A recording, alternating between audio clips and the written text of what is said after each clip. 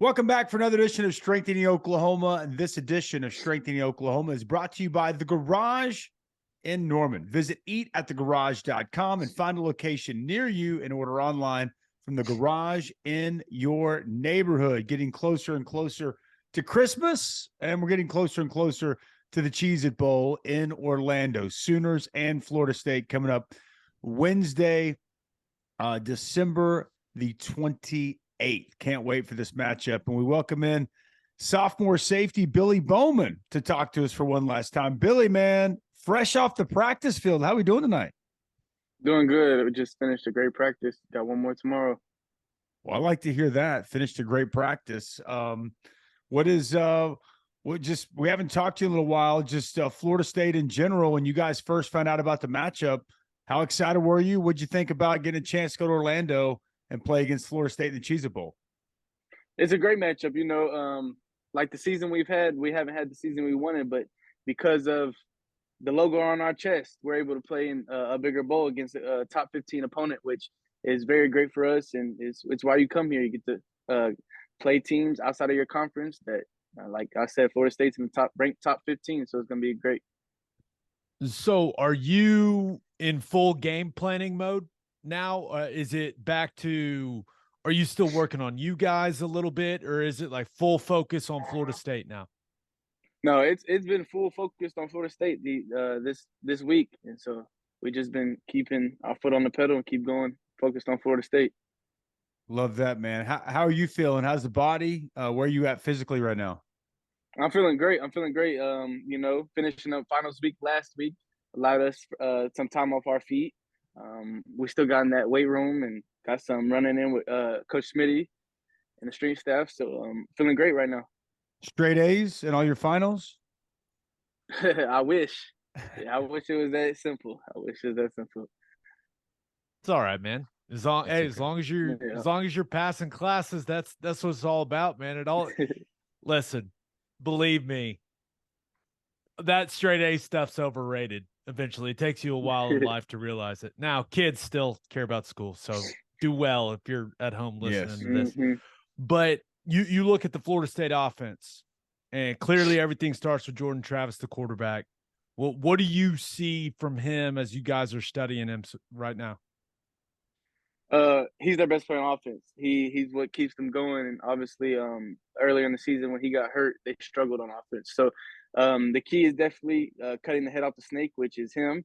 And he uses his legs a lot, and we've showed that we haven't been too great with mobile quarterbacks this season. So that has to be an emphasis going into this game. So we got to stop number 13. What goes into that? I know that's the emphasis, but how do you guys slow down the quarterback run game? How do you stop number 13?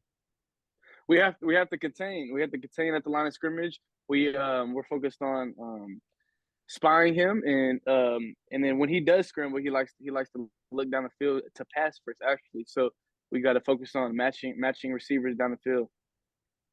Speaking of those receivers, who kind of stands out to you? They got a couple guys. They got one guy that's massive, right? Mm-hmm. 6'7". So as you're watching them, what kind of stands out about their wide receiver core to you?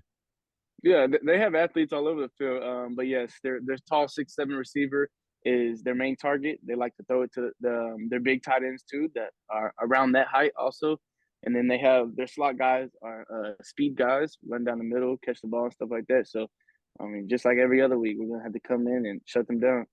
I think it's 3 Pittman, the Oregon transfer. He's also their return guy. He's kind of built like a running back, right? Like, I feel like they like to get in the ball in space, and he's more of a yards after catch guy. I think tackling him in the open field is always a key with that offense. Yeah. He is definitely a stout guy that starts at their slot position, and then his backup, number 80, is more of a speedster. So they definitely got different type of receivers in that offense. So when it comes to the preparation, and I know it's only your second bowl game, but does it feel any different compared to last year when you were preparing for a bowl game? Obviously, the season, there was the craziness at the end of last year. I understand that. But as you're getting ready for this actual game, does it feel a lot different than getting ready for that Alamo Bowl last season? Oh yeah, it feels a lot different. But like you said, with our coaches leaving last year, I don't really. I mean, obviously we did get film in and practice in, but I don't remember doing a whole bunch like we're doing now. So it definitely feels different. This actually feels like we're still in season. We still have a job to go finish.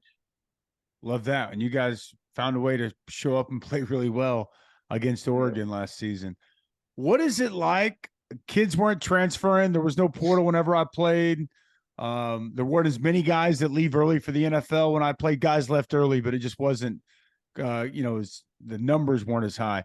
What's it like to prepare for a bowl game when there's so many guys kind of, exiting the door? Then you got guys that, are being recruited in the transfer portal. What's this kind of 2-3 week period been like from your perspective? Yeah, I mean it's been kind of weird because you got guys in the locker room that you're used to seeing that aren't there no more. I mean, you got guys that you know maybe played some and that they're not there anymore, or you got backups that are just gone. And so, I mean, it's been different, but we've tried to keep it that we're all we got, we're all we need. So whoever is here, just make sure we try and finish strong. So I'm interested because you're an extremely highly recruited guy out of the state of Texas. When you were healthy this season, played some really good ball. Do you have like former teammates or guys that you know that have reached out and said, "Hey, Billy, well, what's the situation looking like over at Oklahoma?" Not only for themselves, but maybe to try to get you to start thinking about someplace else. Like, is that something that's going on between players? You don't have to Yeah, give it's me definitely. names or schools or anything. That's not what I'm looking for. But I assume with how well known you are, like I assume it's only natural that some guys are reaching out like, "Hey man, 6-6 wasn't great. What do you think about coming over here?" um, Yeah, I would say that that definitely has happened. I would say not as much right now as it did last year. With coaches leaving and stuff, with other players that I know saying, "Hey, we have room over here," and like stuff like that. But yeah, I mean that definitely happens. Yeah, I'm sure it does. We kind of asked every person this that's come on, so I just figure we'll ask you the same. But I mean, even after the bowl game, that portal's still going to be open. Is that something you've talked through with the coaches, with your family? Is that something that's possible, or can you let all the Oklahoma fans sleep easy, rest easy, and you're not going anywhere? You're staying with Oklahoma. Have you even gotten that process yet for you and your family? No, I haven't. No, Oklahoma fans can rest easy. I feel like I'm in a great position. I came in as a freshman. I got to start as a true freshman. I got to, get my feet wet a little bit. And then this year with Coach Venables coming in, I still believe in him. I still believe in what we're building. And so I believe that for myself, I'm in a great position. So why leave that position? Billy, I just want to tell you, I I love love you. you. I love I you. love you. And if you would have said anything else, I'd still love you, but I had to kill you. So I appreciate you saying that. And I that's awesome, man. Good for you. And that's great news for Oklahoma moving forward, Gabe. That's really, I mean, we can just It's end the this thing best now if news you I've want, because heard all that's really day, all I man. wanted to know from Billy. So we're good now. Yeah, no, and I know that each guy's situation is different, but I agree, man. I think next year, uh, I think you are in place to just have a massive season that will kind of catapult you to in the conversation for one of the best safeties in the country. So I think that you're in a great spot. So selfishly, that's awesome. But for you, I think you're right. I think you're setting yourself up for a massive season next year, and you're in a great spot. But is you made it sound like practice is going really well. You guys are getting some hard work. Like, has Coach Venables changed at all when it comes to bowl practice, bowl preparation? Have you seen any differences the way you guys are doing things? um, no, not really. Just more. I feel like more time spent. Maybe that's because we don't have school. So we actually did something for Coach Venables earlier today before practice. He had his own 212 foundation where um, him and his wife bought some presents and stuff for these foster kids, and we did something with them. And so, I mean, we're definitely spending more time up here, more practices and full pads. So, just getting back in that football shape. We haven't played in 2-3 weeks. So, by the time we play Florida State, it'll be longer. So, just getting back in that football shape and finishing out the season. It was his birthday yesterday, right? You guys had some good birthday wishes for Coach? Yeah, it was. Yep, we did. I like that. How's my man B Hall doing? Brandon Hall, your safeties coach. How's it been working with him so far this first year with him as your safeties coach? Yeah, it's been great. I can't complain at all. Coach Hall is great, and I love everything he does. Him and Coach Villar. So, yeah, that's great. Yeah, my man B Hall, man, love that dude. He's an integral piece. He can be on edge though, man. My man B Hall, he can be as cool as it gets, and he can be as fiery as they come, man. He's kind of a Brent Venables mini-me in a lot of ways. Yeah. Mm-hmm. All right, let's get a couple of fan questions in here. Fan questions brought to you by Love's Travel Stops. Visit loves.com for more information on the nation's leading travel stop network that's headquartered right here in the great state of Oklahoma. Hal H. wants to know, if you had to pick one young OUDB that will end up being a star, who would you pick? In my opinion, I'd pick Robert Spears Jennings or Gentry Williams. I feel like those are two guys that are mature coming in as a freshman, and they've really looked at the older guys, and I feel like they can follow those footsteps, and they definitely have the work ethic. And so if they keep going, I feel like those can be some great young DBs in the future. I love how the question was to a true sophomore. Yeah. It's like, pick I was going to say, guy, you can I'm say yourself. him. You're still kind of young. I mean, really. Yeah. Played a lot of ball now, though. Yeah, I think a lot of people really excited about both those guys you mentioned, Billy. All right, last one. And this is a tough question.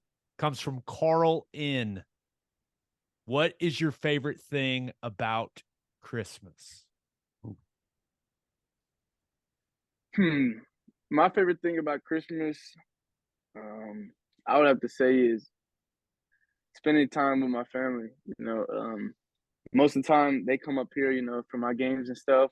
But this time I actually get to go back home.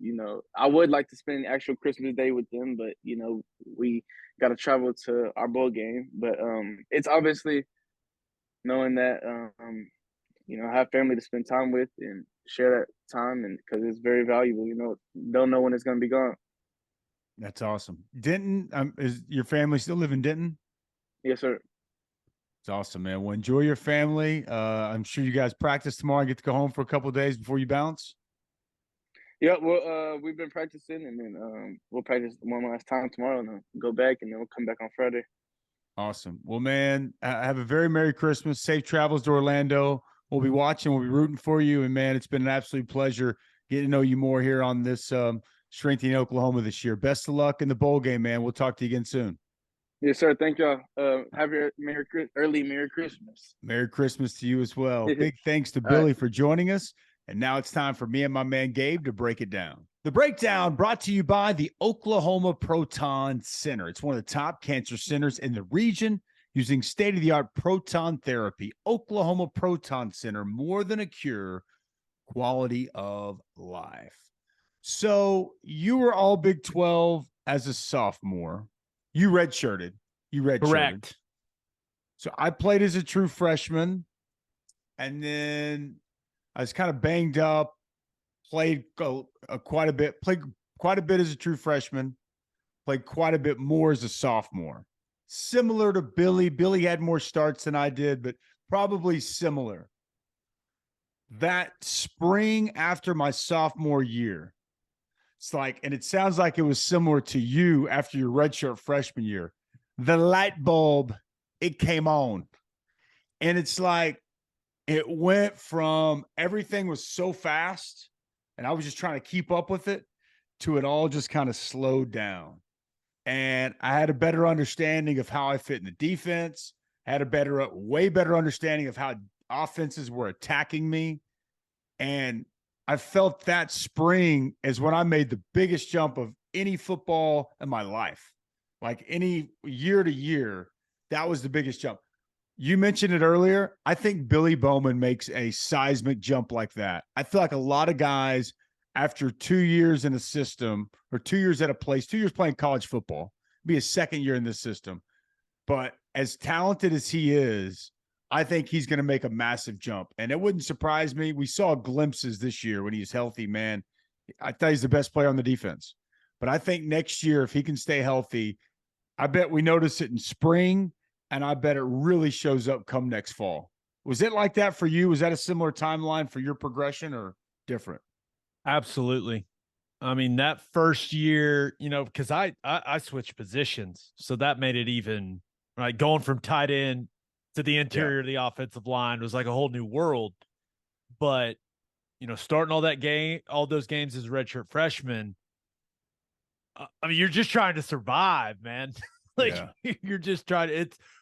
And the biggest thing for me was like playing those games. And then, like you're saying, getting into that spring, and it was almost one of those moments where I had that realization where I was like, I'm pretty good. And it's not that hard. It's not as hard as I thought it was. And it's a little easier than I thought it was. And I'm stronger now, and I know what the hell I'm doing. Yep. And I know I can play at this level. It was the biggest thing for me was just like getting the confidence. Yes. Like, hey, not only can you play at this level, like you can play at a high level at this level. So that was big for me. And I think that, I mean, Billy's got all the talent in the world, right? And I think that with the complexities of that safety position, I'd be really, really surprised if he doesn't make a big jump next season, just because I think he'll just have so much more confidence in what he's doing, where he fits, how the defense functions as a whole. I expect him. I think he's going to be one of the breakout players in the conference and probably one of the breakout players in the country on defense. Yeah, I totally agree. He needs to be a breakout player in this bowl game. Because that'd be nice. They're gonna need him to be. We've talked a lot on here about the Florida State offense. I mean, we know what they're gonna do. They got a three-headed monster at running back. Trey Benson's kind of become more of the bell cow. Oregon transfer. He's a big physical guy. He can run through. He's also got good speed. They use him as a returner. Johnny Wilson, 6'7", 235. He's not just tall. He's big. Like he's a big-bodied dude. So just match up in that area. It's going to be something that's going to be noteworthy. I think up front, they've got to be able to match the physicality of the O-line. I don't want to make them into just the best offensive line in college football, but they're really good. They've worked to be good. I don't think they're the most elite talented guys, but they play hard. They play with some physicality. I think Dylan Gibbons is probably their best guy up front. And it's going to be a nice challenge. It's going to be a really good test. The center is just kind of a tough, scrappy dude. Who will get after you a little bit. And I give them credit. They were bad 2 years ago, and they have improved mightily since Mike Norvell's been there.